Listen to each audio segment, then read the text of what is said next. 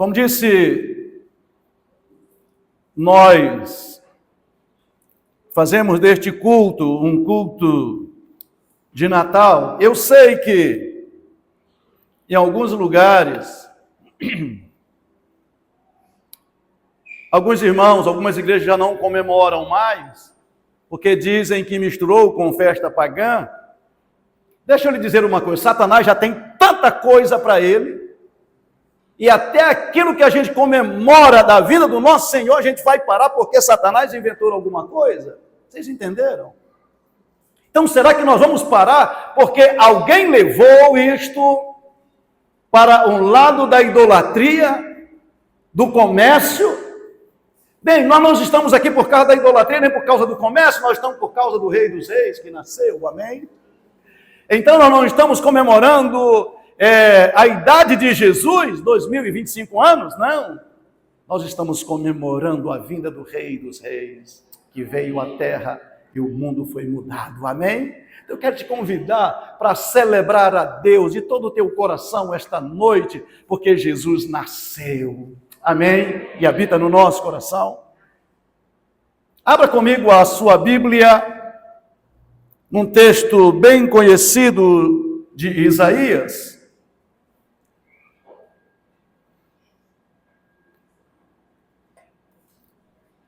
Isaías capítulo 9.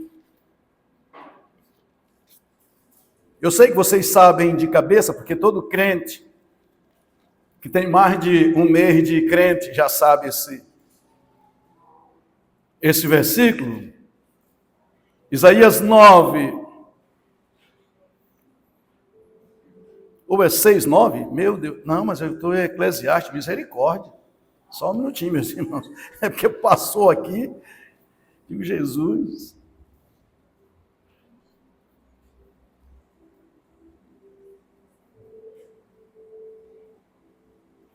Eu disse, qual foi mesmo? 9:6. Meu Deus, a minha Bíblia aqui, eu estou perdido. Vamos lá.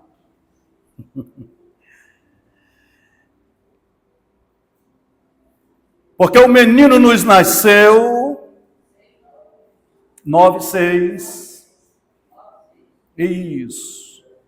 Porque o menino nos nasceu, um filho se nos deu, o governo está sobre os seus ombros, e o seu nome será maravilhoso, conselheiro, Deus forte, Pai da eternidade e príncipe da paz. Vamos ler todos juntos? Vamos lá? Porque o menino nos nasceu, um filho se nos deu, o governo está sobre os seus ombros, e o seu nome será...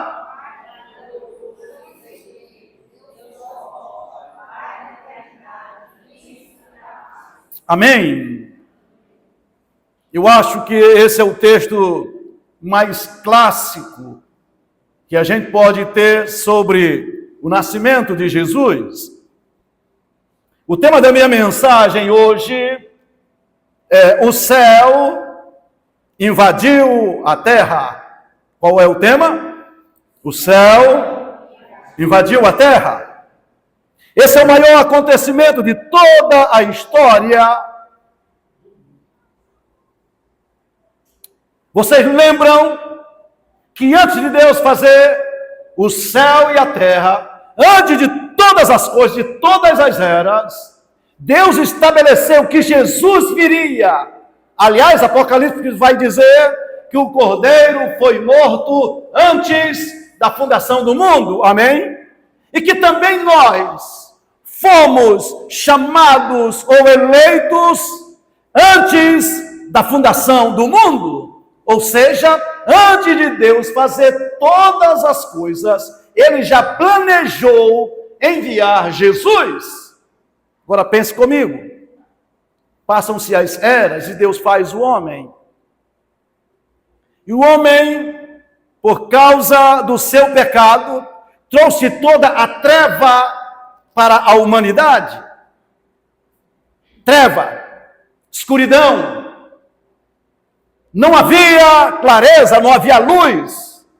Estou falando de luz espiritual. Os homens estavam mortos nos nossos delitos e pecados, não havia solução, mas Deus planejou que alguma coisa acontecesse para mudar tudo. E Deus veio falando, e os profetas falaram, vocês lembram disso? Os profetas falaram, Israel tinha uma expectativa de um Messias, eles pensavam que o Messias era só para eles, para livrar de alguns problemas. Mas Deus sempre tem algo maior do que eu e você podemos imaginar, amém? O grande problema nosso não é que Deus não tenha as coisas certas, é que nós não temos a visão certa para ver aquilo que Deus tem para nós, amém? Escute aqui, se você está passando um problema e não consegue confiar em Deus, o problema não está em Deus, o problema está em como você vê-lo enquanto caminha. Sabe? E ele veio, e as pessoas que eles esperavam não conseguiram perceber quem ele era. Porque a sua visão estava importada pelos problemas que eles viviam. Amém? Não é assim que acontece com muita gente, mesmo querendo o Senhor, mas não consegue ter um relacionamento com Ele, porque os seus olhos estão embotados. Mesmo os seus discípulos, vocês lembram que quando Jesus ressuscita, e vai 2 homens, discípulos de Jesus, caminhando para uma aldeia chamada Emaús, Jesus vem, encosta-se e começa a conversar com eles, e lhes mostra as Escrituras, falando desde Moisés, passando por todos os profetas. Ardia-lhes o coração enquanto Jesus falava, mas eles eram incapazes de reconhecer Jesus, por causa do sofrimento que eles estavam passando. Olhem para cá. É possível que Deus esteja falando contigo todo dia e você não consegue ouvir por causa dos teus problemas. Então tire os olhos dos seus problemas e comece a perceber aquilo que Deus está tratando contigo. Amém? No teu dia a dia. Bem, mas eu tenho tanta coisa para falar para vocês esta noite. Paulo vai chamar de plenitude dos tempos que Deus havia de enviar Jesus. Pensem comigo. Deus promete, os profetas falam, há mais de 300 profecias a respeito de Jesus no Antigo Testamento. E quando você lê de Gênesis, quando chega em Malaquias, você percebe uma coisa, a promessa não se cumpriu. A Bíblia se torna, o Antigo Testamento se torna um livro de promessas não cumpridas. De algo que está para frente e que não aconteceu. Para piorar, entre Malaquias até João ou o próprio Jesus, leva-se 400 anos e não há nenhum profeta que se levante neste período. Que todo mundo pensa assim, Deus se esqueceu. 400 anos não há profeta. Problema. Há uma religião envolvida.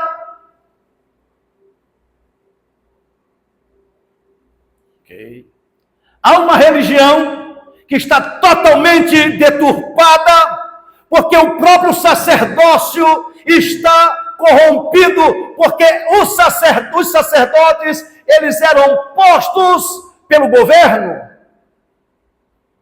Tem mais. Quando você olha, não há espiritualidade em Israel. A Bíblia vai chamar de terra seca, porque aqueles que deveriam esperar o Messias, eles não estão envolvidos, sabe, com a espiritualidade, mas apenas com a sua religiosidade. E alguém pode olhar assim e dizer, Deus jamais vai cumprir suas promessas no nosso tempo.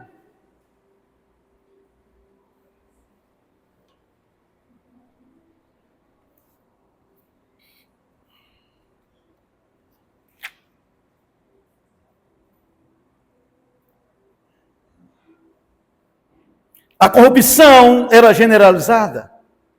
Escutem, O rei de Israel, neste momento, quem governa Israel era Herodes. Herodes era um homem terrível. Mas para ele se beneficiar, ele faz um templo suntuoso, grandioso. Sabe? Para que trouxesse algum afeito. Sabe? Para que as pessoas olhassem para ele e vissem como alguém que fosse agradável. E ele, por causa, e os sacerdotes, porque ele fez aquilo tão grandioso, atenção aqui, meus irmãos, porque ele fez algo tão grandioso, os sacerdotes comem na mão dele, porque ele fez algo pela religião, e eles estão tão envolvidos com isso, que sequer percebem aquilo que Deus irá fazer.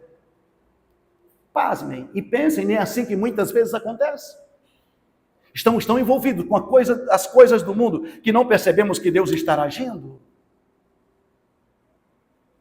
Agora, como disse, Paulo vai chamar isso de plenitude dos tempos, por quê? É pela primeira vez, irmãos, que todo o império que domina o mundo conhecido fala a mesma língua. O idioma grego.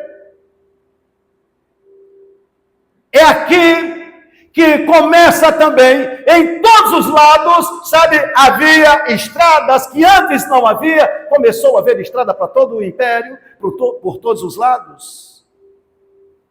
Também havia a paz romana, ou seja, não havia grandes conflitos entre as nações. E Deus disse, chegou a hora de eu enviar aquele que vai mudar a humanidade. Cenário religioso corrompido, mas Deus preparou ambiente, e discute aqui, Deus não precisa de um cenário favorecido, a palavra, favorável, não é? Para que ele haja. Irmãos, às vezes a gente pensa que Deus só vai agir quando tiver tudo perfeito. Quando tudo estiver bem, então Deus vai agir. Ei, Deus é perigoso para mudar os nossos pensamentos.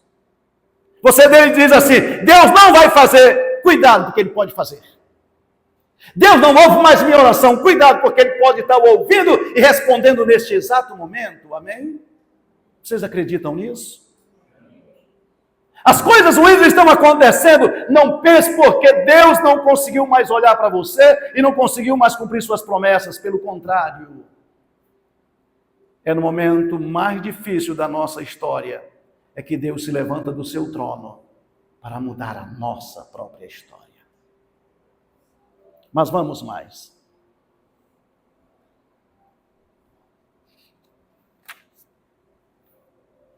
Quando chegou o tempo do céu invadir a terra, e Deus sabia que a terra nunca mais seria a mesma, pensem comigo, 6 meses, Deus vem estabelecendo, irmãos, um pouquinho antes de um ano, Deus vem começar a mudar o cenário, e há uma jovenzinha, chamada Maria, num lugar, uma cidadezinha bem pequena, sabe, que talvez ninguém desse bola para aquele lugar.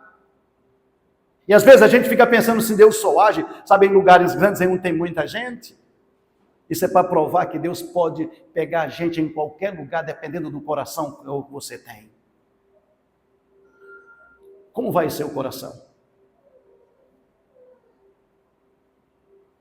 Porque Deus pode pegar você, não importa onde você está, quem é você, o que Deus está à procura, irmãos, é de coração rendido a Ele. Aqui comigo, por gentileza. Deus procura corações rendidos.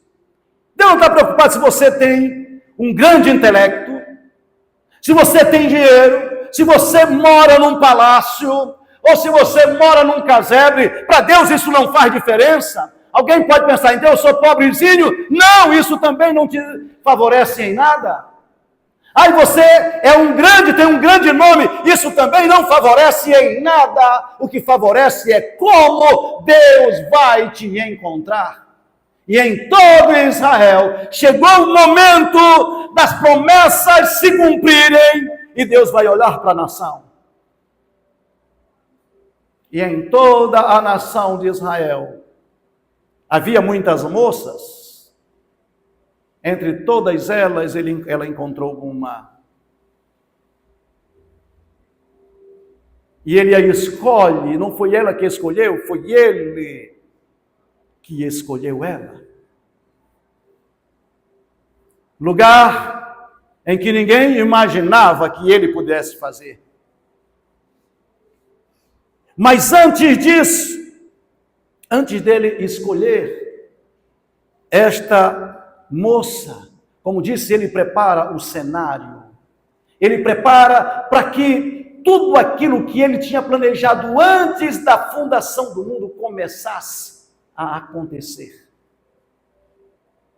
Mesmo ela sequer tivesse ideia do que é que Deus ia fazer. Ei, escutem aqui. Você pode não ter ideia do que Deus vai fazer, mas se prepare, porque quando Deus procurar alguém para cumprir a sua palavra, Ele possa encontrar você. As pessoas querem se preparar, irmãos, sabe? Depois que Deus começou a agir, Deus está dizendo assim: eu procuro gente, mesmo não vendo. Mesmo não sabendo que eu estou trabalhando, mas Ele quer encontrar pessoas que estejam dispostas a ser usadas por Ele. Vamos mais.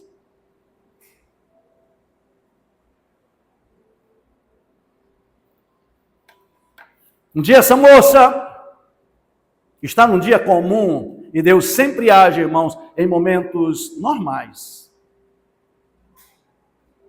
Comum.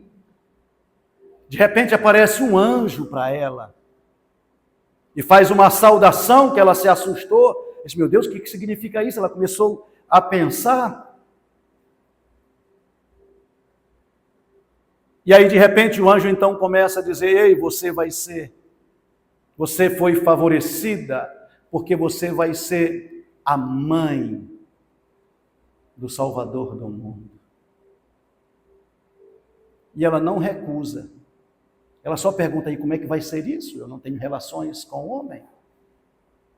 Ele disse: você não precisa se preocupar, isso é coisa de Deus.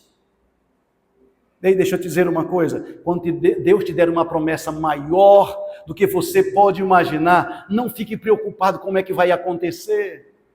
Essa é a parte de Deus. Amém? Porque o anjo disse para ela: porque para Deus nada é impossível. Aí você: meu Deus te dá uma palavra e diz: meu Deus, mas é grande demais. Meu Deus, como é que vai acontecer isso? Não, eu não acredito. Eu até acho que Deus é poderoso, mas como vai acontecer comigo? Para de dizer isso. Qual é o problema e qual é o projeto que Deus não seja maior do que Ele? Aí ele disse assim: sabe o que vai acontecer, Maria? Você lembra, Maria, que lá no princípio, quando Deus criou os céus e a terra era sem forma e vazia, sabe o que acontecia, Maria? O Espírito do Senhor pairava sobre a fonte das águas, não era isso?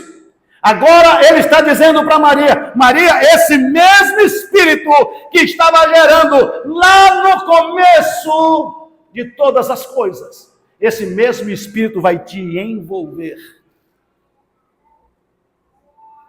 E aquele que fez todas as coisas, o Espírito Santo vai te envolver para nascer dentro de ti aquele que fez tudo por meio da sua palavra.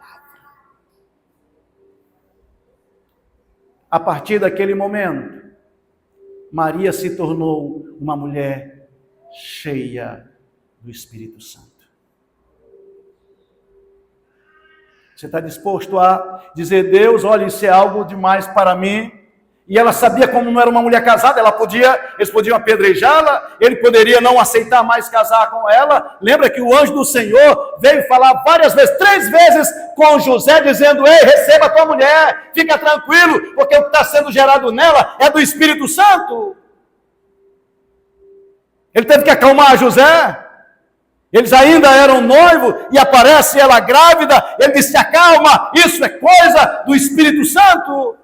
Ei, você não entende, você acha demais, mas para Deus, como disse o anjo, nada é impossível. Deus pode fazer coisas extraordinárias. A pergunta é: você está disposto ou disposta a carregar um peso do desprezo, da desconfiança, daquilo? Porque imagina, uma jovem aparece grávida e alguém poderia dizer o quê? A irmã Maria disse: não, isso aqui é Espírito Santo. Você imagina o que as pessoas iam fazer? Sorrir da cara dela? Você está de brincadeira? As chacotas. Mas Maria, cheia do Espírito Santo, e ele diz assim: agora vai lá para a casa da tua prima, que está lá na região da Judéia. E ela foi. Lá vem Maria, cheia do Espírito Santo. Oh, glória! Maria venha cheia do Espírito Santo. Lá está Isabel, grávida de 6 meses. E quando ela se aproxima, Isabel tem uma revelação. Porque Isabel está grávida e a criança que está dentro dela recebe um choque do Espírito que está sobre Maria. Amém? Ei, deixa eu te dizer uma coisa. Ei, todas as vezes que você é cheio do Espírito Santo, você toca nas pessoas com o Espírito que está em ti. Irmãos, deixa eu lhe dizer uma coisa: se a tua presença, se a tua fala, quando você saúda as pessoas, quando você abraça as pessoas, quando você fala com as pessoas, elas não sentirem que você é alguém de Deus, é porque é possível que o Espírito Santo não esteja na tua vida, ou esteja bem fraquinho, que não faz mais diferença na vida dos outros. Eu oro para que o mesmo Espírito que estava sobre Maria, é claro que está sobre nós, nos mova de tal forma que ao abrir da nossa boca, as pessoas saibam que ela é cheia do Espírito Santo. Você já visitou alguém, ou alguém já te visitou, e quando ela vai embora você sente saudade de Jesus? Já? A pessoa foi embora e você fica assim: meu Deus, que presença maravilhosa. Mas também acho que você já percebeu que tem gente que vai visitar, ou você vai visitar a pessoa, e quando ela vai embora, parece que Satanás saiu de perto de você. Sim ou não? Parece que o diabo chegou e entrou na sala e bagunçou tudo. Porque elas estão cheias do espírito maligno. Mas alguém cheio do Espírito Santo, irmãos, transforma o ambiente onde elas chegam. Nunca ouvi falar que Maria ou que Isabel profetizasse. Quando Maria chega, irmãos, que saúda ela diz: Deus me provém que me venha visitar a mãe do meu Senhor, porque logo quando eu ouvir a voz nos meus ouvidos, a criança estremeceu de alegria dentro de mim. Lembram disso? E Maria então começa a profetizar e fazer aquele cântico: a minha alma engrandece ao Senhor e meu espírito se alegrou em Deus meu Salvador. E ela faz assim um derramar, sabe, de um hino de louvor ao nome do Senhor, porque ela estava cheia do Espírito Santo. As pessoas poderiam zombar, as pessoas poderiam não reconhecer, mas ela sabia quem ela era. Amém? Se você carrega a porção do Espírito Santo, ei, as pessoas podem até zombar de ti, não se preocupe, o que você precisa entender é que Deus sabe o que você carrega. Ei, você carrega algo que o mundo não vê, não pode receber, não conhece, porque não sabe quem é, mas nós sabemos, porque Ele habita em nós e viverá em nós e por meio de nós, amém? Foi a primeira vez que o Espírito Santo desceu do céu, para habitar numa pessoa, gerando aquilo que Deus tinha planejado antes da fundação do mundo.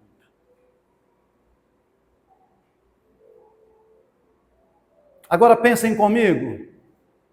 O que aconteceu com Maria, e Deus estava trabalhando no cenário. Dias antes, enquanto o Espírito gera a vida de Jesus em Maria, havia os reis magos lá no Oriente distante, e Deus diz assim: ei, o universo precisa ser testemunha disso, e então ele escolhe uma estrela entre todas as estrelas do universo, para mostrar o sinal, para dizer assim: o universo está ligado com aquilo que eu estou fazendo. Amém? Deus escolhe uma estrela, e essa estrela então é um sinal de que Deus está fazendo coisas grandes, e esses homens vêm, eles não sabem muito, eles só têm um sinal. Ei, às vezes Deus fala muito para a gente e a gente não obedece. Mas tem gente que tem apenas um sinal e elas mudam. Glória a Deus. Aqueles reis vieram e eles vieram fazer o quê? Diga comigo, adorar. Os reis vieram o quê? A quem? Um meninozinho pobrezinho, nascido em Belém. Os reis vieram adorar o Rei dos Reis e Senhor dos Senhores. Os reis reconheceram: Ele é maior do que nós.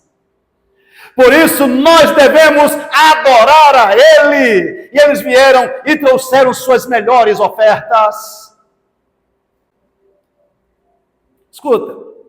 Esse é um dos homens na história que são mais preciosos, porque a maioria de nós vamos a Jesus e queremos ser abençoados, e Ele sempre abençoa. Amém? Mas eles não foram lá para ser abençoados por Jesus. Eles foram lá para lhe entregar aquilo que eles tinham de melhor a Ele. Percebe o que é adoração? Quantas vezes a gente vem no culto e a gente não adora, só quer receber. Claro que Ele nos dá, esse não é um problema. A questão é, o que eu dou ao meu Senhor quando eu estou diante dEle? Então imaginem comigo, tem uma cidadezinha que foi tocada por Deus, uma menina simples, que ainda é noiva, que foi tocada pelo Espírito Santo. Sabe, tem os homens, reis poderosos em nações distantes, que vêm e adoram esse rei. Mas havia também pessoas simples, que eram os pastores que estavam em Belém. Vocês lembram disso? O céu está invadindo a terra. Vocês lembram? Que eles chegam e fazem um canto que diz: olha, hoje nasceu em Belém, na cidade de Davi, nasceu o Senhor, Jesus o Senhor, que é Cristo o Senhor.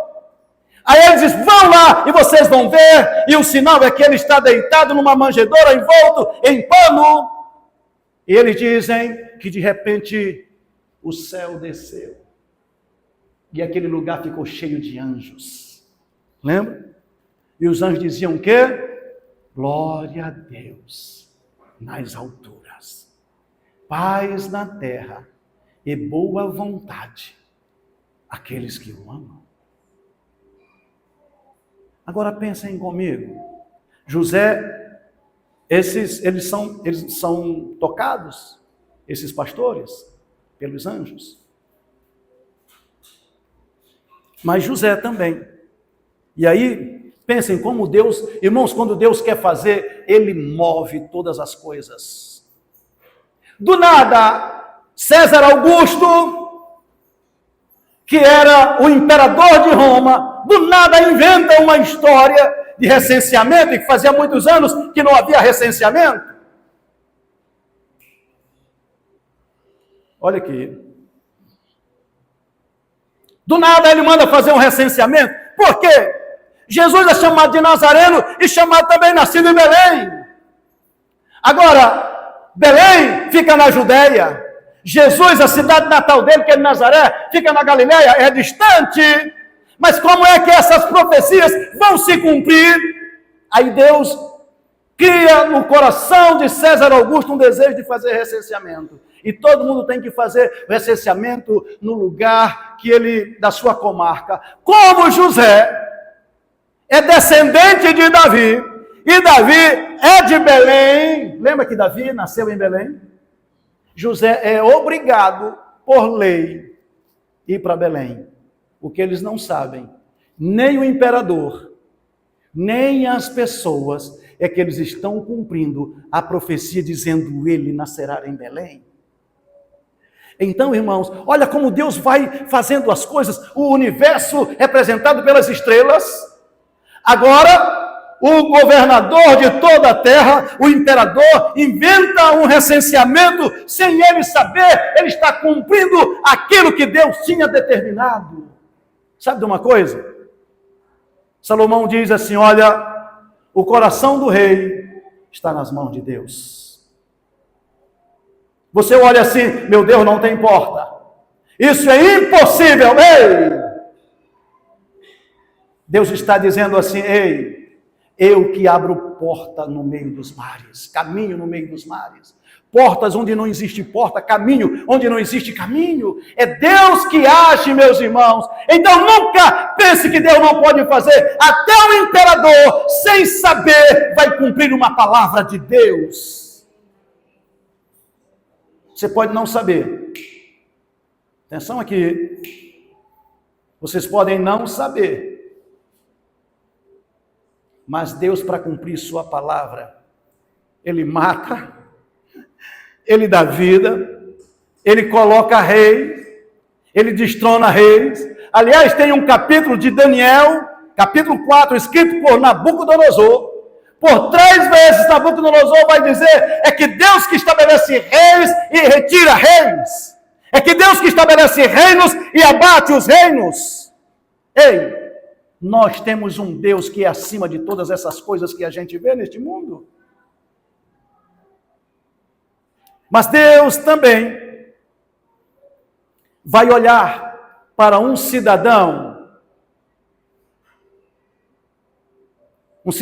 comum, que mora em Belém, e que não tem, talvez, nem quarto, não tem lugar nenhum, e todo mundo procura na cidade lugares para ficar, enquanto eles fazem o recenseamento. José leva a Maria, e ela está cansada, e precisa de passar uma noite em algum lugar, mas não tem. A cidade está lotada, muito mais gente do que eles podiam imaginar. As hospedarias, os hotéis, está tudo cheio. E um homem simples diz: olha, eu não tenho um quarto. Tudo que eu tenho eu posso oferecer. É um ranchozinho ali, onde os animais passam a noite. José não teve escolha. O que é que tu tens? Qual é o espaço que tu tens? Deus não precisa de muito, mas pode precisar de tudo. O que esta palavra me diz é que as promessas vão se cumprir. E a pergunta é: quem está disposto? E eles não estão sabendo que a pessoa mais importante da terra haveria de nascer naquela noite. E eles não têm um lugar. Mas tem um homem, talvez pobre, talvez muito simples, porque não é um palácio. Ele não tem muito espaço, mas tudo que ele tem, Ele disponibiliza para o cumprimento de uma promessa. Deus está procurando gente, irmãos, que disponibilize-se para que a palavra dele se cumpra.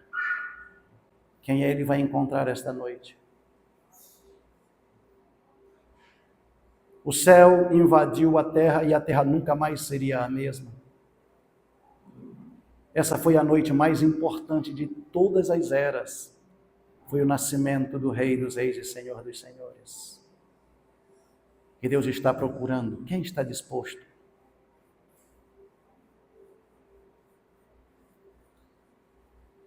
8 dias depois eles levaram Jesus e vão oferecer ou apresentá-lo no templo. E tem um velhinho chamado Simeão, vocês lembram dele? E Simeão tinha uma promessa de Deus que ele não iria morrer enquanto Jesus não nascesse. E de repente o Espírito Santo envolve ele e ele vai para o templo. E quando chega lá, ele pega Jesus nos braços, ele tem uma revelação. Aí ele diz assim: Senhor, despede o teu servo em paz, porque os meus olhos viram a salvação de Israel. Essa é uma outra palavra para dizer, não há coisa melhor do que a gente ir ao templo.